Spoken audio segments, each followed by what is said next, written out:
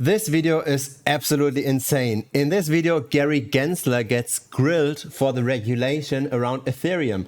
Is it a security or a commodity? Because he has openly said in the past that Bitcoin is a commodity, but he wasn't that specific around Ethereum. Now, this is really worth watching because he's getting pushed and pushed by the judge to make an assessment which he doesn't do. I haven't seen something like this for a while. This is a 4-minute video.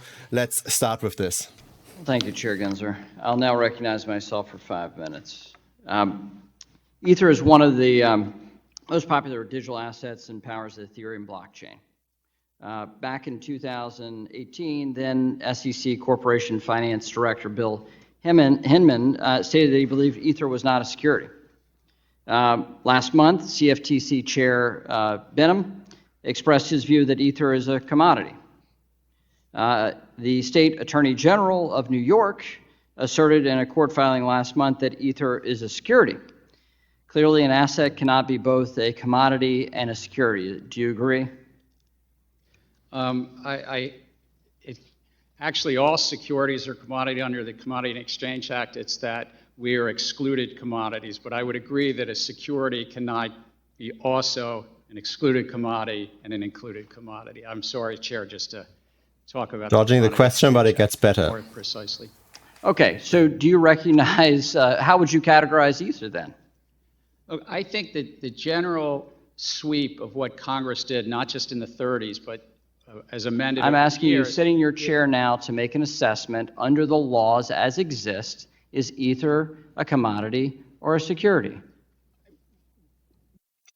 He will continue doing this throughout this whole talk. He will just talk about the generalities, not about specifically Ethereum, because he knows he will get into very hot waters once he talks strongly about ETH. It's the second largest cryptocurrency. And once you declare Ethereum a security, then basically all other cryptocurrencies are a security as an extension as well.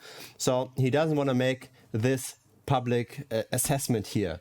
And that's why he's weaseling around this. Let's continue. Without speaking to anyone. I know you've repeatedly said that you're not going to speak to one, except you've spoken to one, Bitcoin. So I'm asking you to speak to a second one, the second largest market cap here. And speaking to the tokens, there's 10 to 12,000. If there's a group of entrepreneurs in the asking middle, about one. The public is anticipating a profit based on the... I'm asking you a specific question, Chair Gensler. I said this in private. This should be no shock to you. I'm asking this question. Is Ether a commodity or a security? And again, it depends on the facts and the law, and if there's a group of individuals... I'm asking you about the facts and the law sitting in your seat and the judgment you are making.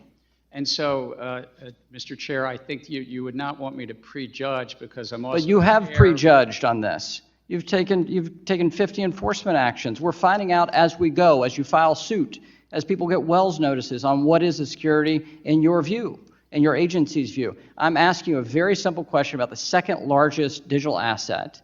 What is your view? And my view is if there's a group of individuals...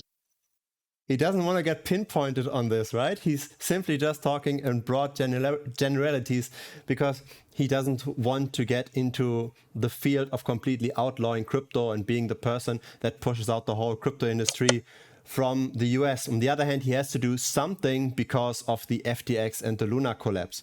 So he has to do something. He enforces very selectively, kind of randomly even. He creates more or less willingly that uncertainty because it is the gray area that he can still survive in.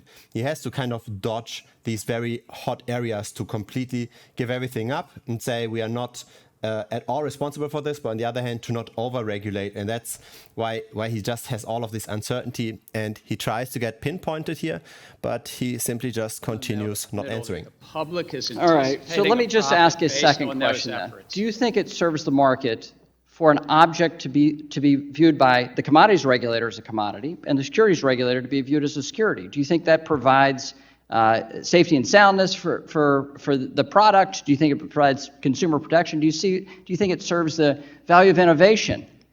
I think no should be a very simple answer for you here. I think that uncertainty is bad, is it not? And I think that Congress has said that there's one agency, the Securities and Exchange Commission, under this committee. And you won't answer my question, and you're the head of that agency. So give me a break. Come on. I'm answering it in the generic because you would not want me to speak about any one set of facts and circumstance. Okay, so, but you've already. Interesting, right? The rhetorical strategy here, right? You don't want me to talk about any specifics, but he repeatedly said that he wants to get the specifics, especially around Ethereum, which he doesn't give. Spoken. Have you said anything about Bitcoin? My predecessors and the agency itself has spoken to them. Okay, but you're not willing to do the same about Ether. I think Gary Gensler here is not even telling the truth, but don't nail me down on this. As I remember, Gary Gensler himself actually said that Bitcoin is not a security, that it is a commodity. And of course, the security point here is there a group that makes money with this? And with Bitcoin, we don't really know the original creator of it, right? We only have the pseudonym. So if I recall this correctly, Gary Gensler actually also talked about Bitcoin being okay. And this is the reason why I personally like to have way more exposure to Bitcoin than to Ethereum, even though the tokenomics itself might be slightly better for Ethereum because we get these burnt tokens. But it is more centralized, and we really don't know how much the SEC will be cornered into potentially having to regulate. And if they do get enough pressure after this, and maybe after subsequent hearings, maybe they have to really enforce something. And if that happens, then all hell breaks loose. And then Ethereum obviously loses against Bitcoin as well, because Bitcoin is probably safe. At least I think the likelihood of it being safer is higher than for ETH and for other cryptocurrencies. So I like to have rather more exposure to Bitcoin than to Ethereum, especially because now Ethereum relative to the altcoins, relative to total 3, is pretty high. Let's continue. Okay, so let me just step back.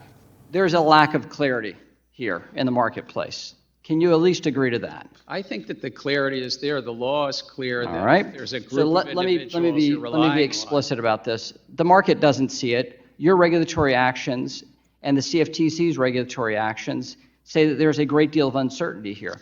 It is the intention of this committee to fix that uncertainty and actually provide a sound legal basis for this.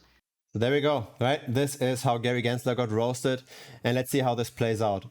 I personally am not overexposed to ETH, even though things might in general look okay on the technical side, etc. But yeah, the regulatory unclarity is definitely an issue. So once you allocate massive amounts, right, of your total wealth to ETH, you're definitely putting on this kind of a risk as well. I made a separate video on Bitcoin, on the cycles of Bitcoin, because now we have already come up year to date by 80% in Bitcoin, and I have made an analysis on what the on-chain data currently says about it. Does it make sense to take some profit now? That video comes next. That's over here. Looking forward to see you in that video, and thanks for watching this one. Bye-bye.